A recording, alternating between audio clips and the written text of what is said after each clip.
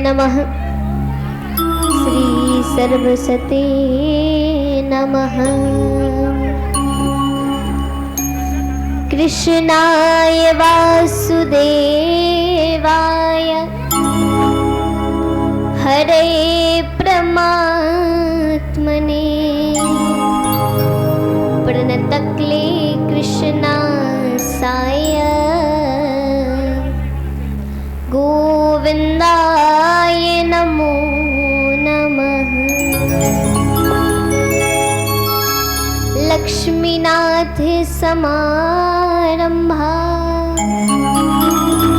नाथ आमन मध्यमा स्मदाचार्य पर्यन्ता वन्दे गुरु परम्परा। जय जय श्री राधा रमन, जय जय नवल किशोर, जय गोपी चित चोर प्रभु जी, जय जय माखन चोर।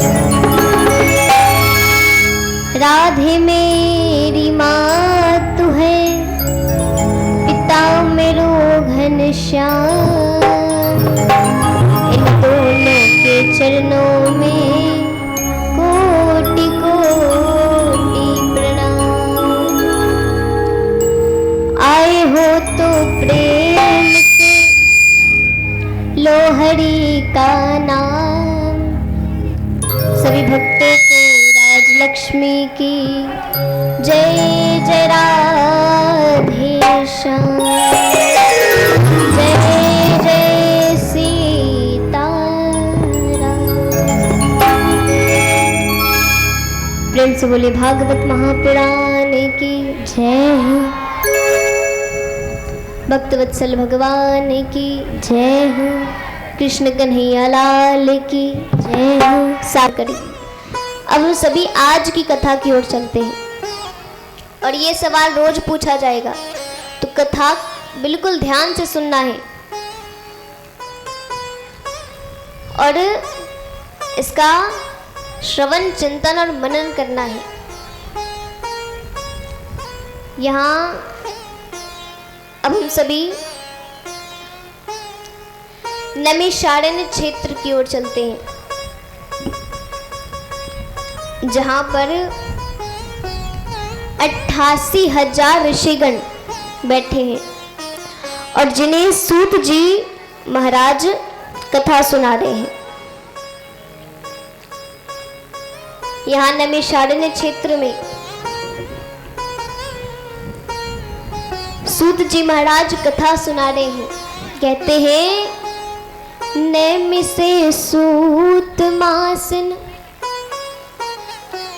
मभिवाद्य महामतिम, कथामृत रसा स्वाद कुशल सौनको ब्रहवित। यानी नैमिषारण्य क्षेत्र में महामतिम सूत जी महाराज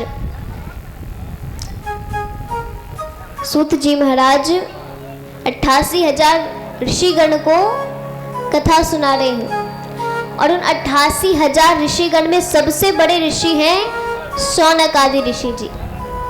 तो हम सभी को शौनक आदि ऋषि कहते हैं। तो शौनक आदि ऋषि महामतिम शौनक आदि ऋषि सूत जी की प्रशंसा करते हैं, उनकी स्तुति करते हैं, उनसे विनती करते हैं कि आप कोई ऐसी कथा सुनाइए जिससे हमारा भी कल्याण हो जाए और कलयुग के वासियों का भी कल्याण हो जाए। ऐसी कथा सुनाइए जिसे सुनकर हमारा तन मन भगवान में लीन हो जाए। ऐसी कथा सुनाइए कि कलयुग के वासियों का कल्याण हो जाए, क्योंकि कलयुग में तो सब संसार में लिप्त रहेंगे। उन्हें धन दौलत परिवार, रिश्तेदारों के अलावा कुछ नहीं दिखेगा। तो इसलिए कोई ऐसी कथा सुनाइए जिससे कलयुग के भक्तों के मन में भगवान के नाम का प्रकाश जलने लगे, प्रकाश होने लगे। ऐसी कथा सुनाइए। तो शौनक आदि ऋषि कहते हैं, अज्ञान ध्वंत विध्वंस कोटि शूर समाप्रभा। अज्ञान ध्वंत विध्वंस यानी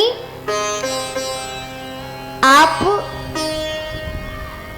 में एक नहीं, दो नहीं, तीन नहीं, लाखों करोड़ों सूर्य के समान प्रकाश है।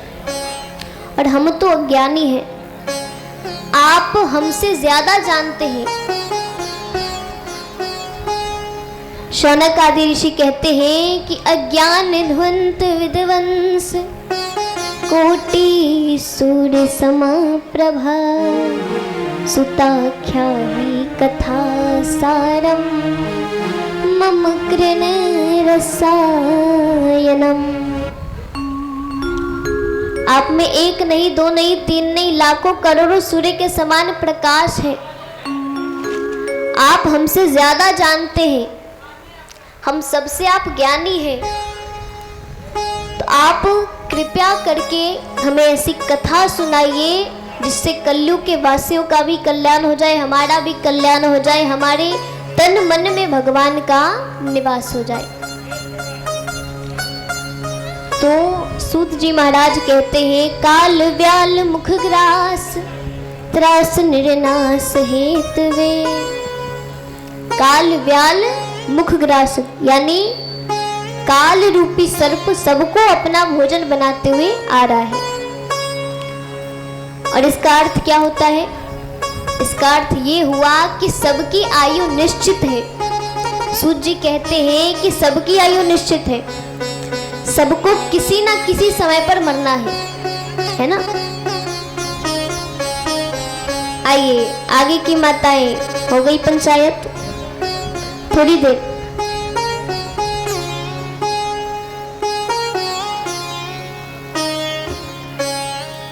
थोड़ी शांति बनाइए। आगे बैठकर आप हल्ला कर रही हो, पीछे वाले क्या सीखेंगे? शांति बनाकर प्रेम से बोले, भक्तवत्सल भगवान की जय हो, राधा रानी सरकार की जय हो। तो सूत जी कहते हैं कि काल व्याल मुख ग्रास त्रास निर्नाश हेतवे। काल रूपी सर्प सबको अपना भोजन बनाते हुए आ रहा है, सबकी आयु निश्चित है, सबको किसी ना किसी समय पर मरना है। और मृत्यु जीवन का सबसे बड़ा सत्य है।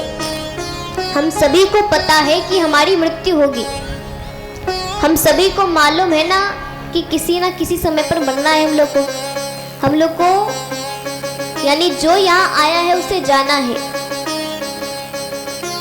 तो इस छोटी सी आयु में कल्याण कैसे होगा? बोले श्रीमद् भागवतम शास्त्रम कलौ कृणीत भासितम। अगर इस छोटी सी आयु में अपना कल्याण करना है तो वो केवल एक उपाय है। बोले क्या? बोले श्रीमद् भागवतम शास्त्र, यानी श्रीमद् भागवतम शास्त्र से हमारा कल्याण हो जाएगा। तो श्रीमद् भागवत कथा से कलयुग के जीवों का कल्याण होगा। अब शौनक आदि ऋषि जिद करते हैं कि हमें यह कथा सुनना है, हम सुनाइए, हमें ये सुनना है। तो आप कृपया करके आप कथा ये सुनाइए।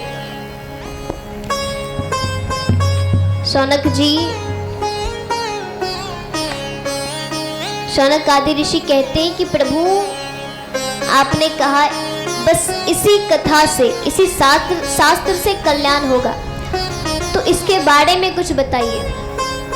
बोले क्या? बोले सबसे पहले ये कथा किसने किससे कही? तो सूत जी कहते हैं कि सबसे पहले ये कथा नारद जी से सनकादि ऋषि कहते हैं। बोले कैसे? बोले एक बार नारद जी महाराज भक्ति ज्ञान वैराग्य आप तो विवेको वर रहते महान, माया मोह निरागस्या वैष्णवे कृते कथम। सूत जी महाराज भक्ति ज्ञान वैराग की कथा प्रारंभ करते हैं। सूत जी कहते हैं कि नारद जी एक बार, अब नारद जी ने धरती के बारे में बहुत अच्छी अच्छी बातें सुन रखी थी। राजा हरिश्चंद्र, माता अनसुईया और भी बहुत से लोगों के बारे में बहुत अच्छी अच्छी बातें सुनी थी उन्होंने। तो वो सोचते हैं कि क्यों ना धरती का भ्रमण कर लिया जाए, हम भी देखें कैसे लोग हैं, कैसे मनुष्य हैं। तो यहाँ नारद जी पृथ्वी का भ्रमण करते हुए हरिद्वार पहुंचते हैं। अब उनका मुख थोड़ा मुरझाया हुआ है। सनकादि ऋषि रास्ते में मिलते। सनकादि ऋषि कहते, अरे जिनके चेहरे पर हमेशा भगवान का नाम हो वो नाराज है, वो दुखी है, ये बात कुछ समझ नहीं आ रही। सनकादि ऋषि नारद जी के पास जाते हैं, उनसे कहते क्या बात है, आप इतने दुखी क्यों हैं?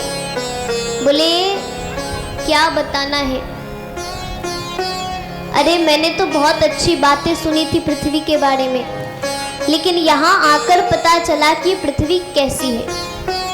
हर जगह कलेश मचे हुए हैं, हर जगह एक दूसरे से झगड़ा कर रहे हैं लोग, भाई भाई एक दूसरे से झगड़ा कर रहे हैं, बच्चे अपने माता पिता को घर से बाहर निकाल देते, सभी सास बहू झगड़ा करते रहते हैं, पड़ोसियों में कोई बनावट नहीं है, यानी कुछ भी अच्छा नहीं है, हर घर में कलेश हो रहा है। और यही सब देखते हुए मैं वृंदावन पहुंचा, और वृंदावन में नारद जी कहते हैं कि अहम तो पृथ्वी मया तो ज्ञात्वा सर्वतो मामिते, पुष्करम च प्रयागम च गोदावरीम काशी तथा। यानी नारद जी सभी तीर्थों का भ्रमण करते हैं, लेकिन कहीं भी शांति नहीं मिली, कहीं कुछ भी अच्छा नहीं है। चलते चलते वृंदावन पहुंचते हैं और वहां पर देखते हैं कि यमुना जी के तट पर एक बहुत ही सुंदर सी स्त्री रो रही है खूब जोर जोर से, और उसके अगल बगल दो वृद्ध पुरुष लेटे हुए हैं। उसके चारों ओर बहुत से मनुष्य, बहुत से व्यक्ति खड़े, लेकिन कोई भी उसकी मदद नहीं कर रहा। वो स्त्री चिल्ला रही है, मेरी मदद करो, मेरी सहायता करो, लेकिन कोई भी उसकी मदद नहीं करता है। सब देख रहे हैं बस। नारद जी ये सब देखकर आगे बढ़ रहे थे, पीछे से स्त्री ने आवाज लगाई, नारद जी, अरे आपको देखकर तो व्यक्ति के सारे दुख, सारे कष्ट, सारी बाधाएं दूर हो जाती हैं, तो आप मेरी भी बाधा का निवारण कीजिए, मेरी भी बाधा का निवारण कीजिए। नारद जी उनके पास जाते हैं। नारद जी स्त्री से कहते, क्या बात है, तुम कौन हो? उस स्त्री ने कहा, मेरा नाम भक्ति है, मेरा जन्म दक्षिण भारत में हुआ, कर्नाटक में मेरा परिपालन हुआ, गुजरात आते आते तक मैं वृद्ध हो गई। वृंदावन आकर तो मैंने अपनी यौवन अवस्था प्राप्त कर ली, लेकिन मेरे दोनों बच्चे ये अभी भी वृद्ध अवस्था में हैं। तो आप इनका कुछ निवारण करो। अब अच्छा, भक्ति ऐसा क्यों कहती है कि दक्षिण भारत में मेरा जन्म हुआ? क्यों कहती है? क्यों कहती है? दक्षिण भारत में बहुत से ऐसे ऋषिगण हुए जिन्होंने भक्ति के प्रचार प्रसार में अपना पूरा जीवन व्यतीत कर दिया, अपना पूरा जीवन लगा दिया। और इसलिए कहते कि दक्षिण भारत में भक्ति का जन्म हुआ। कर्नाटक में परिपालन हुआ, यानी कर्नाटक में उन्होंने यौवन अवस्था प्राप्त करी। ऐसा कहा जाता है कि कर्नाटक में अभी भी लोग बहुत नियम से निर्जला एकादशी का व्रत पूरा करते हैं, खूब नियम से व्रत को पूरा करते, नियम से पूजा पाठ करते, हर चीज एकदम भक्ति भाव से करते हैं। तो कर्नाटक में भक्ति ने यौवन अवस्था प्राप्त करी और फिर क्या कहती, गुजरात आते आते तक में वृद्ध हो गई। यानी गुजरात में पहले बिल्कुल भक्ति नहीं थी। पहले लोग अगर किसी को चंदन लगाते देख लेते ना, तो वो कहते अरे सारा काम छोड़ो, सबसे पहले इसे घर से निकालो, गांव से निकालो, ये पूरे गांव को खराब कर देगा। ऐसी अवस्था थी। अब पहले भी ज्ञानी होते थे, लेकिन सभी ज्ञानी, सभी संत जन भगवान के विरोध में श्लोक लिखा करते, भगवान की बुराई करते श्लोक में। लेकिन अभी ऐसा नहीं। अभी गुजरात में बहुत भक्ति है, यानी गुजरात भक्ति का सरताज है, लेकिन पहले बिल्कुल भक्ति नहीं थी। तो यहाँ नारद जी कहते हैं कि प्रभु, मैंने उन ज्ञान और वैराग के लिए बहुत कर्म किए, बहुत प्रयत्न किए, लेकिन वो दोनों के लिए मैं जब तक श्लोक गाता, जब तक पाठ करता, तब तक तो वो चेतन अवस्था में रहते, लेकिन जब मैं चुप हो जाता तब वो वापस से मूर्छित हो जाते। सनकादि ऋषि कहते हैं इसका एक उपाय है। बोले क्या? बोले आप श्रीमद् भागवत कथा सप्ताह पारायण कीजिए, इससे उन दोनों का कल्याण हो जाएगा। नारद जी कहते प्रभु, मुझे आपके मुख से कथा सुननी है, तो कृपा कर आप ये कथा कह दीजिए, मैं भी सुन लूंगा, उन दोनों का कल्याण भी हो जाएगा। अब सनकादि ऋषि कथा प्रारंभ करते। पहले दिन, दूसरे दिन, तीसरे दिन, चौथे दिन, सातवें दिन वहां साक्षात परम पिता परमेश्वर भगवान विष्णु पधारते। प्रेम से बोली भक्तवत्सल भगवान की जय, राधा वल्लभ भगवान की जय। भगवान सबसे पहले उन दोनों ज्ञान वैराग का उद्धार करते, फिर भक्ति से कहते बताओ क्या चाहिए। भक्ति ने कहा मेरी तो एक ही इच्छा है। बोले क्या? बोले आप मुझे ये वरदान दीजिए कि मैं सदैव आपके भक्तों के हृदय में वास करूं, यानी मेरे माध्यम से आपको जो भी बुलाएगा आपको उसके घर जाना पड़ेगा। तो भगवान भक्ति को ये वरदान देते हैं।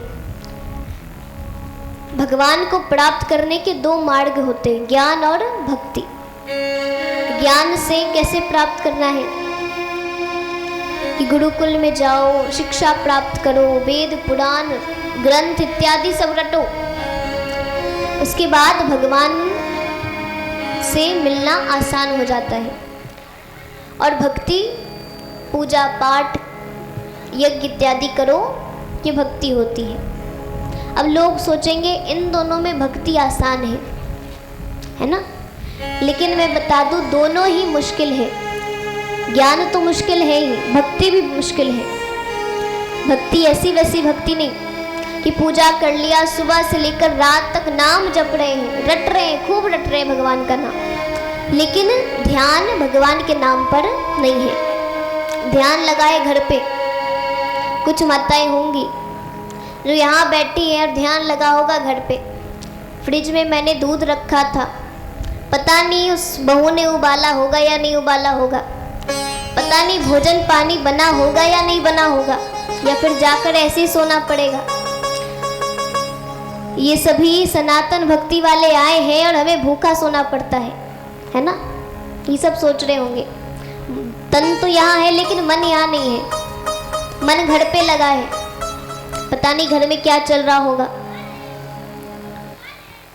तो ऐसी भक्ति नहीं। भक्ति कैसी होती है? भक्ति वो होती है जहां मन अगर भगवान में लग गया तो तन की कोई आवश्यकता नहीं। तन कहीं भी रखो, मन भगवान में होना चाहिए। लेकिन लोग तन भगवान में रखते हैं और मन कहीं और। निस्वार्थ भक्ति करनी चाहिए, मैंने कल भी बताया था ना, निस्वार्थ भक्ति होनी चाहिए। कलयुग के भक्तों वाली नहीं कि 3 महीने भक्ति करी और 3 वरदान और चाहिए, वैसी वाली नहीं। तो यहाँ भक्ति भगवान से वरदान मांगती है, उसके बाद भगवान वरदान देते हैं। भक्ति संतों से कहती है कि प्रभु मुझे आपके साथ चलना है। संत जन कहते हैं भक्ति तुमने तो अभी भगवान से कहा कि मुझे वरदान दीजिए मैं भक्तों के हृदय में वास करूं, तो फिर हमारे साथ चलने का क्या फायदा? अरे तुम्हारा स्थान तो भक्तों के हृदय में है, भक्तों के पास है, तुम जाओ भक्तों के हृदय में वास करो और सदैव वास करना। तो भक्ति बड़े मन से तन से भगवान का नाम लेते हुए, भगवान का नाम लेते हुए भक्तों के हृदय में वास करती है।